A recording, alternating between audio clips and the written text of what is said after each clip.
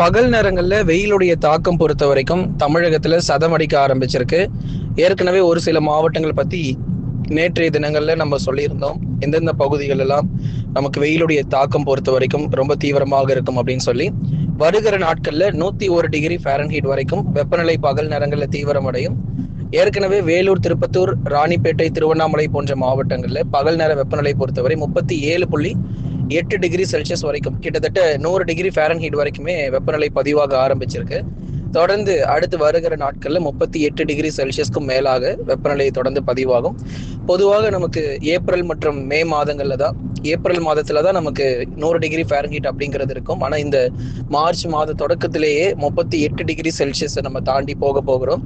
அடுத்து வரப்போகிற இந்த ஏப்ரல் மற்றும் மே மாத காலகட்டங்கள்ல இயல்பிலிருந்து 3 முதல் 4 டிகிரி செல்சியஸ் வரைக்கும் வெப்பநிலை கண்டிப்பா அதிகரித்து காணப்படும். அதுல எந்த விதமான மாற்று கருத்தும் இல்லை.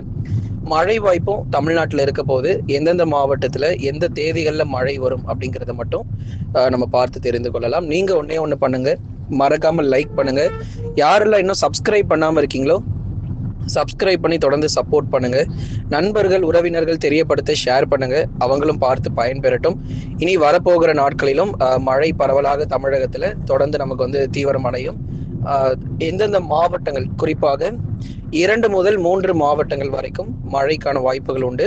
அடுத்து வரப்போகிற நாட்கள்ல குறிப்பா தென் மாவட்ட பகுதிகளில் மிதமானதிலிருந்து கனமழை வரைக்கும் எதிர்பார்க்க முடியும். தமிழகத்தில் இனி வரும் நாட்களில் 100 டிகிரி ஃபாரன்ஹீட் மேல் வட தமிழக உள் மாவட்டங்கள்ல உறுதியாக நமக்கு பதிவாகும். ஏற்கனவே இந்த வானிலை அறிக்கை தொடக்கத்திலே சொன்ன மாதிரி வேலூர், திருப்பத்தூர், ராணிப்பேட்டை, திருவண்ணாமலை, கிருஷ்ணகிரி, தருமபுரி, சேலம், நாமக்கல், கரூர், திருப்பூர், ஈரோடு, கோயம்புத்தூர் மாவட்டத்தினுடைய நகர பகுதிகள் வரைக்கும் இந்த வெப்பநிலை பொறுத்தவரை தமிழகத்துல நிச்சயமாக அதிகரிக்கும்.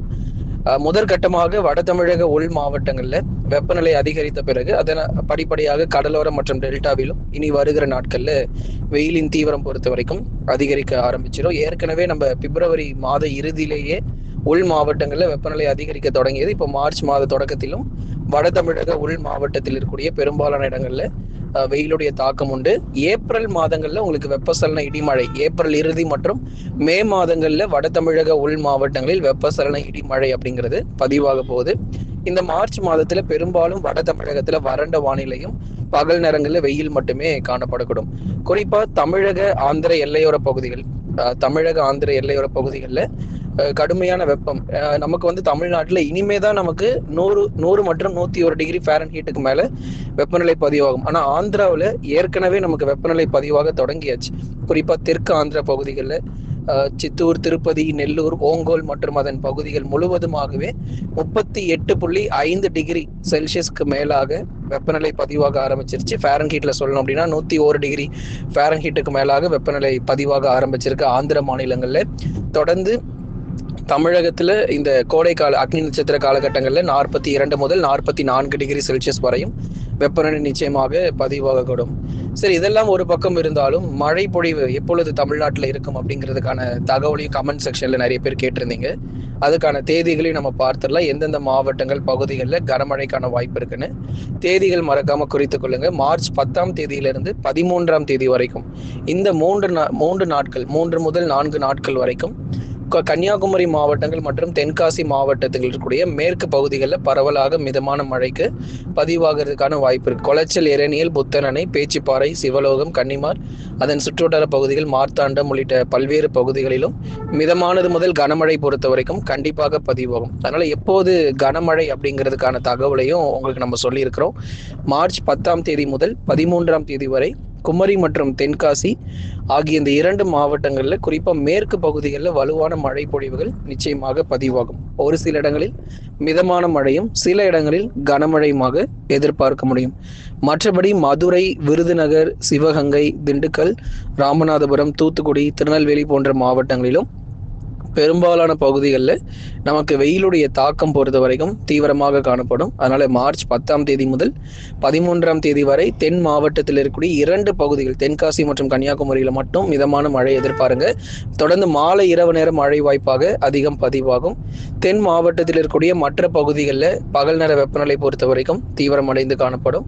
வருகிற மார்ச் 15க்கு பிறகு தமிழ்நாட்டில் இருக்கக்கூடிய வட தமிழ்நாட்டை தவிர்த்து மற்ற இடங்களிலும் வெப்பநிலை நிச்சயமா பதிவாகி பதிவாகிறோம். அடுத்ததாக நம்ம பார்க்க போகிறது வட தமிழக கடலோர மற்றும் டெல்டா மாவட்டங்களிலும் கடுமையான வெப்பநிலையானது அதிகரிக்கும். ஏற்கனவே நமக்கு சென்னை, திருவள்ளூர், காஞ்சிபுரம், செங்கல்பட்டு, விழுப்புரம், கடலூர், புதுச்சேரி மற்றும் காரைக்கால், கள்ளக்குறிச்சி உள்ளிட்ட இடங்களிலும், அதே மாதிரி தஞ்சை, நாகை, திருவாரூர், அரியலூர், பெரம்பலூர், திருச்சி மற்றும் புதுக்கோட்டை உள்ளிட்ட டெல்டா மாவட்டங்களிலும் பெரும்பாலான இடங்களில் பகல் நேரங்களில் வெயிலுடைய தாக்கம் பொறுத்த வரைக்கும் அதிகரிக்க ஆரம்பிச்சிருக்கு. இங்கே 36 டிகிரி செல்சியஸ், 35 முதல் 36 டிகிரி செல்சியஸ் வரைக்கும் சென்னை முதல் புதுக்கோட்டை வரை இருக்கக்கூடிய பகுதிகளில் எதிர்பார்க்க முடியும். தொடர்ந்து இந்த இடங்களிலும் அடுத்து வரக்கூடிய ஏப்ரல் மற்றும் மே மாதங்களில் வரலாறு காணாத வெப்பநிலை நிச்சயமா நமக்கு பதிவாகும். எந்த அளவுக்கு கோடை வெயிலுடைய தீவிரம் இருக்குதோ அதே போல மழையினுடைய அளவும் ரொம்ப அதிகமாக இருக்கும். இந்த வருஷம் வடகிழக்கு பருவமழையிலும் கடுமையான கனமழை மற்றும் புயல் சின்னங்கள் எதிர்பார்க்க முடியும். எல்னினோனுடைய தாக்கம் பொறுத்த வரைக்கும் இந்த வருஷமும் அடுத்த வருஷமும் கண்டிப்பாக உண்டு. அடுத்த வருஷம் ரொம்ப தீவிரமாக இருக்கும். இந்த வருஷம் ஆரம்பமாகவே பார்க்கப்படுகிறது. கடந்த 24 மணி நேரத்தில் பதிவான அதிகபட்ச வெப்பநிலை வேலூர் மாவட்டத்தில் 37.8 டிகிரி செல்சியஸ் வரைக்கும் பதிவாகி இருக்குது. தொடர்ந்து திருவண்ணாமலை, திருப்பத்தூர், ராணிப்பேட்டை உள்ளிட்ட இடங்களிலும் கடந்த 24 மணி நேரத்தில் அதிகபட்ச வெப்பநிலையானது பதிவாகி இருக்கிறது. வங்கக்கடல் பகுதிகளில் வலுவான நிகழ்வுகள் பொறுத்த வரைக்கும் ஏப்ரல் மாதத்தில் உருவாகிறதுக்கான வாய்ப்பாக இருக்கு. வருகிற ஏப்ரல் மாதத்தில் முதல் 2 வாரங்களில் ஒரு தாழ்வு பகுதி ஒன்று உருவாகி தீவிர நிகழ்வாக நம்ம எதிர்பார்க்கணும். அது ஒரு புயல் சின்னமாகவும் உருவாகலாம். இந்த வருஷம் கோடை காலங்களில் வலுவான புயல் சின்னங்கள் பொறுத்தவரை வங்கக்கடல் பகுதிகளில் உருவாகும். தொடர்ந்து ஒரிசா, சத்தீஸ்கர், மேற்கு வங்கம், மியான்மர் போன்ற இந்த இடங்கள் முழுவதுமாக பல இடங்களிலும் வலுவான கனமழை பொறுத்த வரைக்கும் ஏப்ரல் மாதம் 2வது வாரத்திலிருந்து தீவிரமாகும் என்று எதிர்பார்ப்புகள் உண்டு.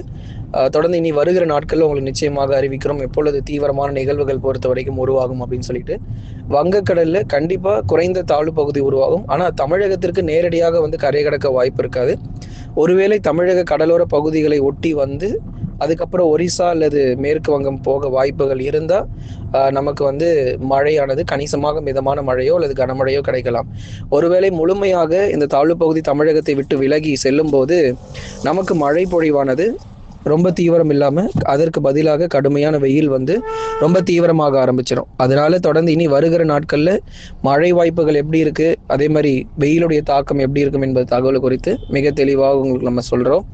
எந்த ஒரு தாழ்வு பகுதிகளோ அல்லது நிகழ்வுகள் உருவானாலும் நிச்சயமாக உங்களுக்கு அறிவிப்புகள் தெரிவிக்கப்படும். ஒவ்வொரு நாளும் அதிகாலை நேரங்கள், காலை நேரங்களில் உங்களுக்கு வானிலை அறிவிப்புகள் வந்து கொண்டே இருக்கும். மறக்காம நீங்க தினந்தோறும் கேட்டு பயன்பெறுங்க. லைக் பண்ணுங்க, சப்ஸ்கிரைப் பண்ணி தொடர்ந்து சப்போர்ட் பண்ணுங்க. துல்லியமான வானிலை அறிக்கை பெற்றுக்கொள்ளுங்க.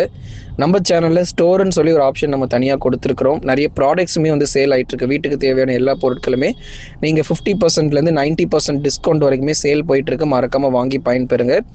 உங்களுக்காகவே நம்ம சேனல் மூலியமா வாங்குறவங்களுக்கு இந்த சிறப்பு சலுகைகள் கொடுக்கப்பட்டு வருது. ஸோ நம்ம சேனலில் ஸ்டோர்னு சொல்லி ஒரு ஆப்ஷன் தனியாக கொடுத்துருப்போம். அதில் போய் பார்த்தீங்கன்னா எல்லா பொருட்களுமே இருக்கும். ஸோ ப்ராடக்ட்டை கிளிக் பண்ணி உள்ளே நீங்கள் சர்ச் பண்ணி உங்களுக்கு தேவையான பொருட்களையும் வாங்கி கொள்ளலாம்.